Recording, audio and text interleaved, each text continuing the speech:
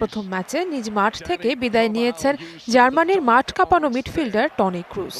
ইউরোর শেষে বুটজোড়া একেবারেই তুলে রাখার ঘোষণা দিয়ে রেখেছিলেন তিনি। স্পেনের সাথে কোয়ার্টারের ম্যাচটাই আন্তর্জাতিক ক্যারিয়ারের শেষ ম্যাচ হয়ে থাকলো তার। এর ঘণ্টা দুই পর ইউরো থেকে বিদায় নিলেন এই চ্যাম্পিয়নশিপের অন্যতম সেরা তারকা ক্রিস্টিয়ানো রোনালদো। ইউরোর শুরুতে এই তারকাও ঘোষণা দিয়েছিলেন এটা হতে যাচ্ছে তার শেষ ইউরো। শুরুটা বর্ণালী হলেও শেষটা রাঙাতে পারলেন না CR7। ভেজা চোখে নিয়েছেন বিদায়। সান্ত্বনার কাঁধ দিলেন ডিফেন্ডার পেপেকেও। 41 বছর বয়সী এই ডিফেন্ডারেরও ইতি ঘটেছে কোয়ার্টারের ম্যাচে।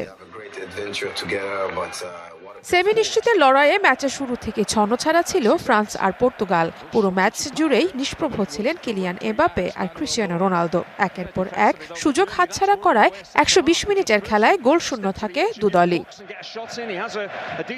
শেষ পর্যন্ত পেনাল্টিতে গড়ায় খেলা। স্পট কিকে পর্তুগাল তৃতীয় আর পঞ্চম শটে গোল করতে ব্যর্থ হলে 5-3 ব্যবধান নিয়ে সেমিফাইনাল নিশ্চিত করে ফ্রান্স।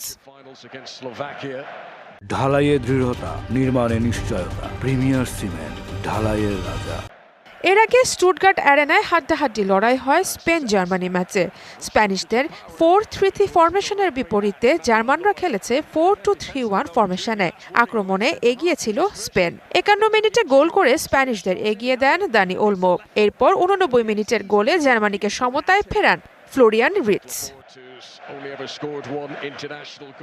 নির্ধারিত সময়ে 1-1 গোলে সমতা থাকলে এই খেলাও গড়িয়েছে অতিরিক্ত সময়ে।